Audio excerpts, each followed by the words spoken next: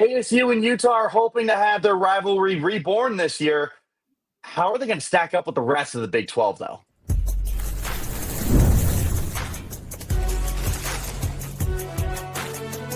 You are Locked On College Crossover, part of the Locked On Podcast Network. Your team every day. Welcome back to the Locked On Podcast Network for a special crossover edition between Locked On Sun Devils and Locked On Utes. Today's episode is brought to you by Game Time. Download the Game Time app, create an account, and use code LOCKEDONCollege, all caps, no spaces, for $20 off your first purchase. I'm the Locked On Sun Devils host, Richie Bradshaw, joined by the Locked On Utes host, J.T. Wistrcill. Today, we're going to be talking ASU, Utah, because I don't know if you know this, they're going to be playing this year. Before we take a look at the most difficult games on ASU and Utah's schedule, respectively, and then, of course, how can we not talk about this rivalry reborn? That's coming up towards the end of the show. Before we get started, thanks to each and every single one of the followers and the subscribers for tuning in to make Locked On Sun Devils and Locked On Utes your first listens of the day, and your second listens and your third listens and all that good stuff. Shout out to the everydayers who are here every day. Look, JT, this is a big season for ASU and Utah. ASU trying to prove they can run it back. Utah is got a little bit of revenge on their mind, I imagine, with the way that last season just did not go your way. I mean, what's kind of going on in Salt Lake right now? Well, we'll talk about what's going on in Utah in a second, but I will just say this really quickly about ASU, because you guys are trying to do something that Utah did a few years ago, go back to back. And it does make a major difference when you can follow one title up with another. The national level of respect and all those things that you garner. It really did put Utah on another level right after they won 2 back-to-back Pac-12 titles. They had their best recruiting class they had pretty much ever. I mean, it's massive what it can do for you when you go back-to-back. But, yeah, going back to Utah, I mean, things went very bad. Obviously, the last 2 years, and the biggest reason being quarterback injuries. So Utah has not only got a new quarterback in, but they got a new offensive coordinator in. Sometimes when you hear that, you get scared, like, okay, how quickly can they gel? But this isn't a situation where they haven't worked together. They have, actually. Last year at New Mexico, Devon Dampier's offensive coordinator was Jason Beck, and they led the 4th best offense in the country a season ago on a yards per game basis. So, yes, G5 competition. Now they're going to be playing P4 week in, week out, even though they did actually put up some good numbers against some P4 teams last year. A couple of them they did play, one of them being the other Arizona school that shall not be named on our crossover episode here. But I do feel like this Utah team's got a good chance to bounce back. They have 2 offensive linemen when you look at it, that both of them are among the top. Their 2 tackles are maybe the best 2 offensive linemen in the Big 12. That might sound crazy. Both are projected first-round picks right now. And you get all 5 starters back. Massive questions at wide receiver. But a Utah defense that I still expect to be in the top 5 to top 3 of this conference after finishing second a season ago. Kyle Whittingham is still a dang good head coach. So I think Utah's got a major chance to bounce back off a wildly disappointing 5-7 season. Kyle Whittingham called it the most frustrating year of his career last year. And I do think this year Utah is going to get back to contending in the Big 12. Dude, that offensive line is absolutely nasty. The tackle duo, ridiculous. Because is it Fano? Yeah, Spencer Fano, Caleb Lomu. Lomu actually an Arizona guy. He used to. I was going to say, you can thank us for Caleb snatching him out of our backyard, because we all know Herm Edwards didn't want to recruit those guys. But that tackle duo is absolutely nasty, man. But we all know the story in Utah is Devon Dampier and what he is hopefully going to do for the offense. And I'm looking forward to seeing what he's able to do, because I mean, the Big 12 has some good mobile quarterbacks. Sam Levitt can move. Avery Johnson is dynamic, but Devon is coming into the conference as one of the elite guys. So he's very interesting to me. He's going to have a good offensive line up front. I don't know too much about the cast that he has to throw to. Neither do we. Well, there you go. I know names, but I have no idea who the top guys are going to be, honestly. There you go. You can run the heck out of the football, though. You guys always have, whether it's big names or small names. So I don't really have questions about Utah being able to run the football. I am really curious with Devon. Can I give you a Devon Dampier stat real quick? Yes, absolutely. You mentioned Big 12, a lot of good rushing quarterbacks.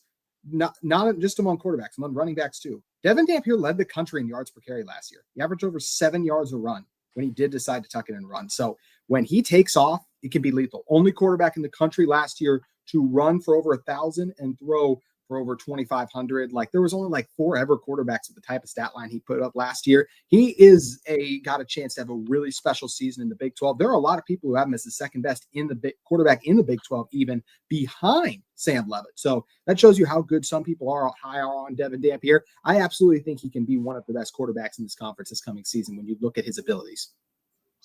Okay, so I was going to say that's the sack yardage. He was only sacked 5 times last year for 21 yards. So elusive. You can add a little bit. Yeah, no, that's nuts. 85-yard long. I want to say that was against the team down south, but I'm not 100% sure. But Dampier's a stud, man.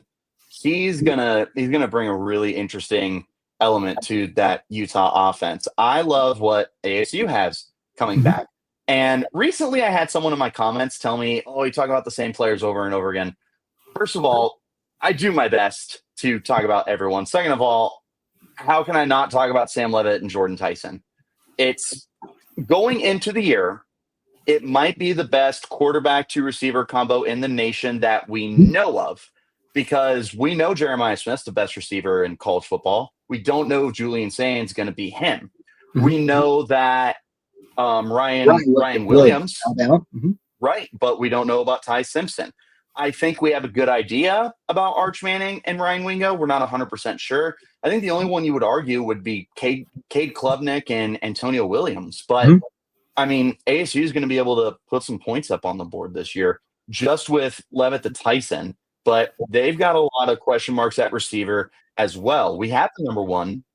Okay, who's number 2? Who's number 3? Who's number 4? Who's lining up where? Do we have our slot? Do we have an outside guy? Who's doing what? Who's our deep guy? Who's our check down? Like, thankfully Jordan can do all those, but gonna need some help, man.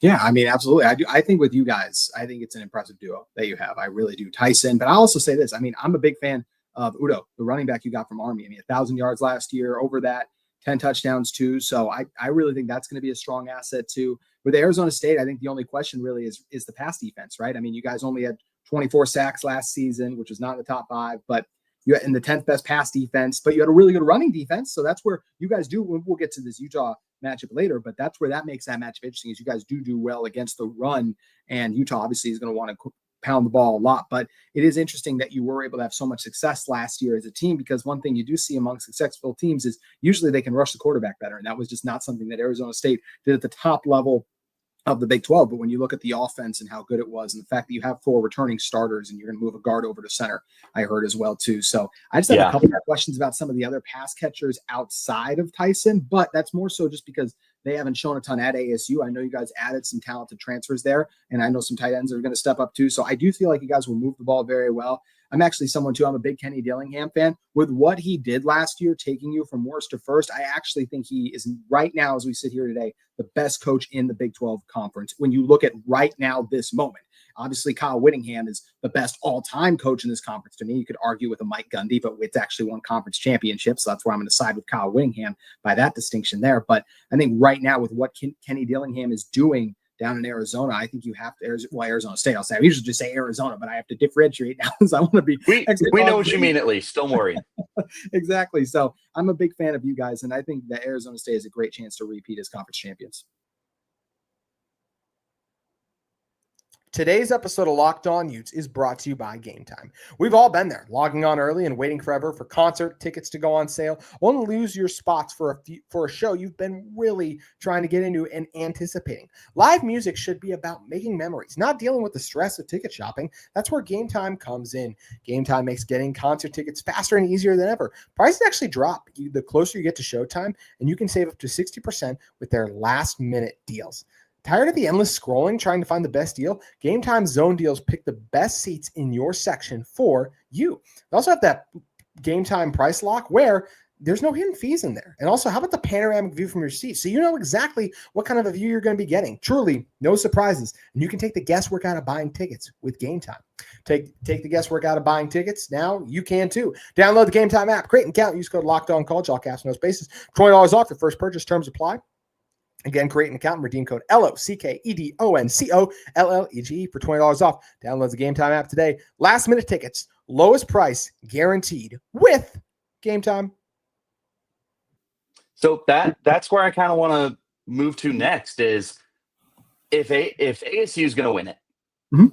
I think that you're going to be needing the Levitt to Tyson connection to be one of the best in the country. You need the run game to do just enough. I love the Moneyball reference with we can't replace Jambi, but we can replace him in the aggregate. You can't replace Cam Scadaboo, but you can Yep. replace him in the aggregate. You just need to get the numbers. And that defense has a lot of guys coming back. There's a lot of good football players. That should be key for us. And then making some field goals. We have a new kicker. I don't know if I've ever brought this up to you before, but We don't talk Big 12 kickers a lot on the Big 12 squad, so probably not. that is true. The kicker that we brought in, Jesus Gomez, comes from Eastern Michigan. His first 3 career field goal makes were against ASU. When they beat us in Tempe, Herm Edwards got fired after that game. So he's already going to get his name up in the rafters. Crazy how that works. But that's how ASU is able to win it, man. So, I mean, what's Utah got to do? I think Utah, you just got to, I think it really does. Utah needs to run the ball like at a very high level. And I will also say, I mentioned Devon Dampier still threw it successfully last year, and Arizona State or New Mexico last year was able to move it through the air well. So I do feel like that we are going to see this Utah offense have some success through the air. There are lots of bodies in there that are capable of stepping up and making plays.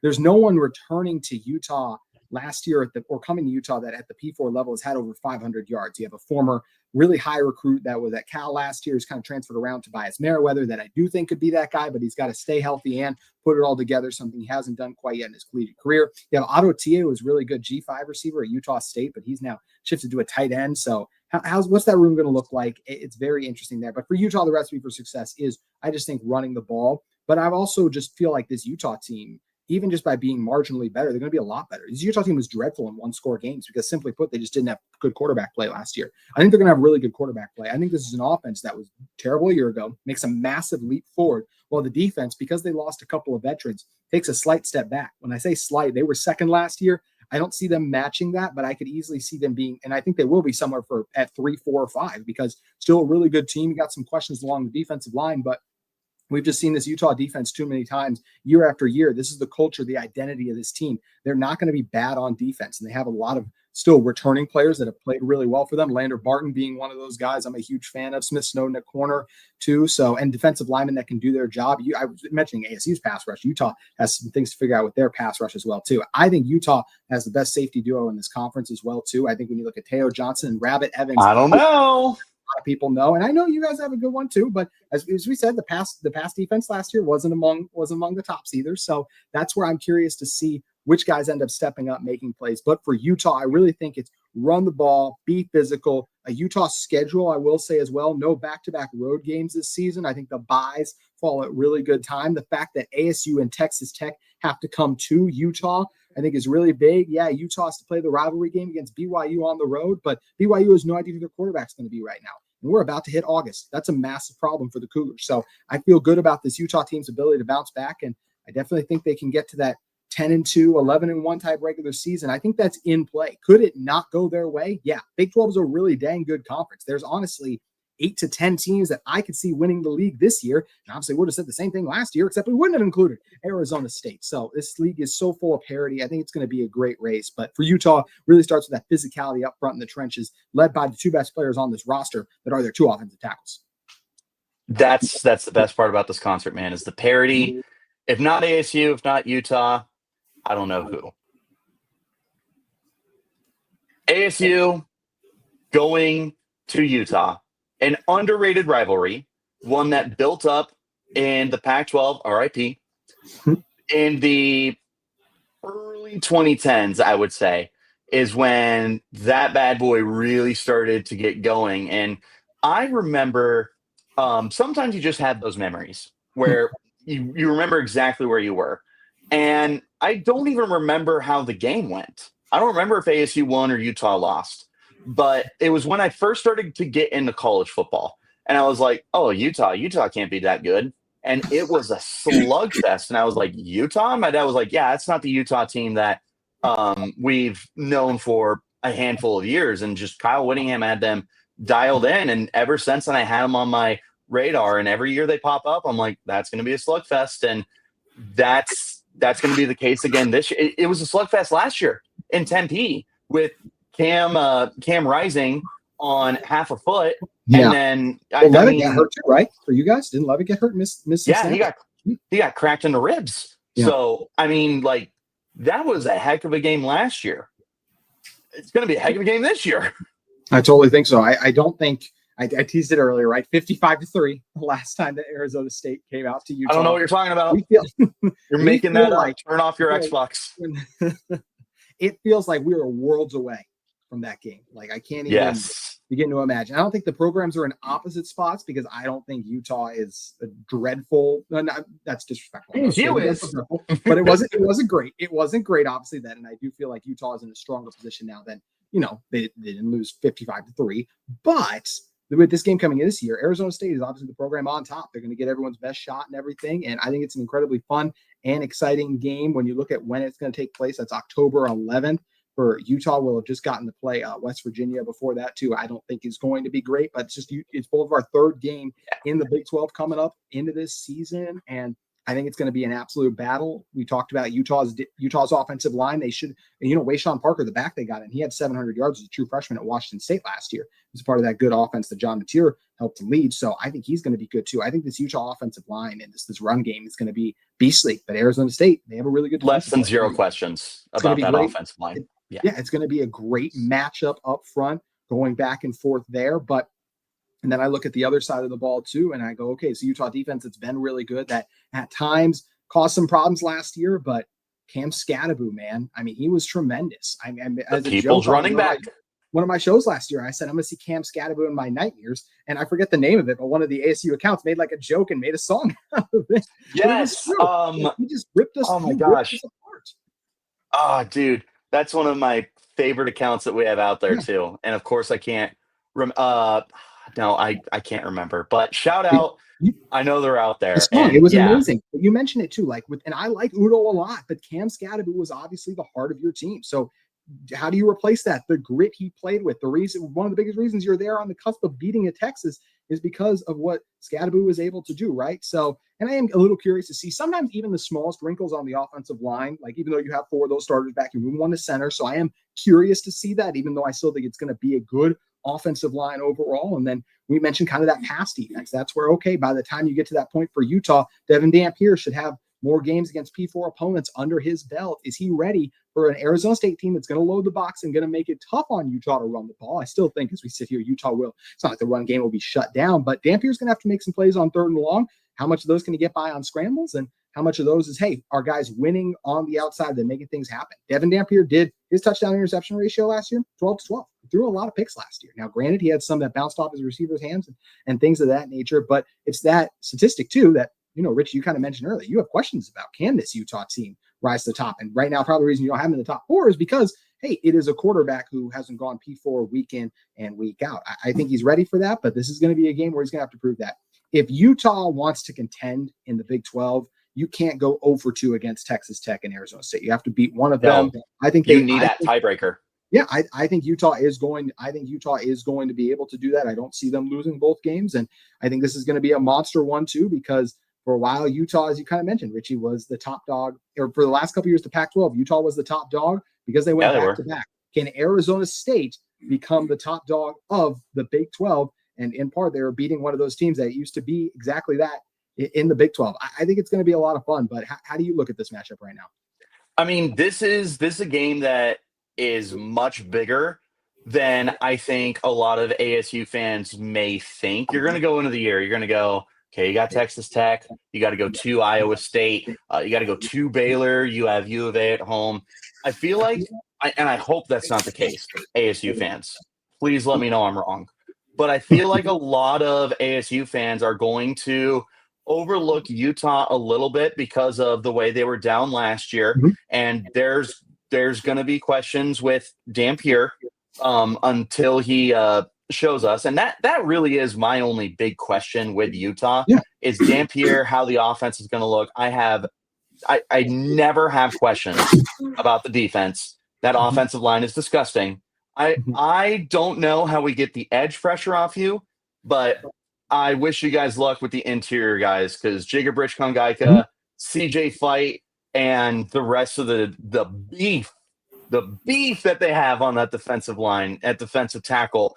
That was what made our run defense so good last year is you had to force guys to the outside, and then you had your linebackers who were able to set the edge. It's what made ASU so good, and they brought back almost the entire defensive line, almost the entire defensive tackle room. So that's where ASU is going to have to focus on shutting down Utah's running game. Now, offensively, it's going to be the Jordan Tyson show every single week, but ASU is going to need somebody to step up with him. It's the Jordan Tyson show featuring Malik McLean, featuring Jalen Moss, featuring Corey Butler Jr.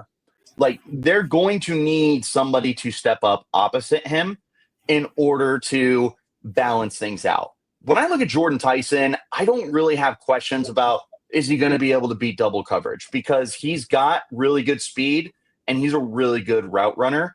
I saw, side note, Matt Miller, ESPN, the draft guru and everything, he threw out a comparison to Jackson Smith and Jigba, and I love that. Especially if he lived up to it. I loved him coming out. And I think Utah fans are familiar with Jackson Smith and Jigba. So good pull on your part, by the way. I remember that. Yeah, that was a rough Rose Bowl for the defense. Yes. I need to see someone step up opposite of J.T. And ASU's tight end room is ridiculously deep, and they're recruiting it at a high level. You got to get it involved, though. They've not really incorporated tight end overly much. Shimon Mateer was pretty good last year, but there's depth at tight end, too. And with the questions you have at receiver, let's get those tight ends out there because they're bringing in a ton of 4-stars. They're bringing in proven guys. If we could see Shimon Mateer and Kamari Anderson both have big seasons, and then let's see what the youngsters can do as well, I'd be a big fan of that, especially if you got that and not necessarily something out of your number 2 receiver, because those are touchdown guys. Like Mateer had 5 last year. He should have had 6, but, had a Butterfingers before the game or something. I don't know. So that's kind of my question there. Yeah, and this is the thing. It's we're recording this towards the end of July, so these are the things that you're going to get sorted out over fall camp. Which receivers? We both mentioned that a little bit. It's more of a need for us. We would love to have a number 1 like Tyson, right? But we don't. So this Utah team, who are going to be those top receivers? Utah's offensive line is good overall, and I do think it'll be a top 15 unit in the country. I do have some questions about the interior offensive line. So can ASU's defensive line take advantage of that? We've heard, we're in the season right now where everyone's good, everyone's awesome. Like that's what you're at Big 12 Media Days talking to people like, oh yeah, this interior offensive line, they're good. They made strides forward. Maybe they have, but but if I just go back by what I watched last year, that wasn't the case. So that's where it's curious to see how it all comes together there. Defensive line wise, you lose 3 of your top 4 contributors on paper last season for Utah. They had some other guys step up due to injury, but it's probably the least confident I felt in that group in the last couple of years. So how are they going to be able to form? Same thing for one of the defensive end spots. Some of the depth there has been tested. So there's some things to figure out for this Utah team, but the Utah team is going to be hungry. They're going to be excited, especially because of what you kind of mentioned, Richie. I mean, the fact that you go Baylor, TCU, you go at Baylor, TCU at home, then at Utah, then Texas Tech. Like that is a brutal stretch right there. And some of the quarterbacks you have to face along the way it's going to be a lot for your defense as well, too. So which team's more healthy? Injuries played a huge role in this game last year. That might be the biggest thing, man. Yeah. It truly might be. Because Utah was right there and Cam Rising was not 100%. I'm not saying if he is 100% that he was what we had seen previous years, but I do think that was a huge factor in that absolute slugfest, man. So yeah, I'll close with this. Utah was 5-7 last year. Every single one of those was a game in the fourth quarter at some point. Almost all of them were a 1-score game even too. So this Utah team is not that far off, but ASU is here. They're well coached. It's going to be a heck of a challenge when we get there. It's going to be fun, man. That might be a conference championship preview game. I'm really looking forward to it. I'm really looking forward to talking to JT again in October. Hopefully he's looking forward to talking to me, but I am, Richie. I am. Even though you said Utah wasn't a contender, I still am. It's okay. I am turning that corner very, very quickly.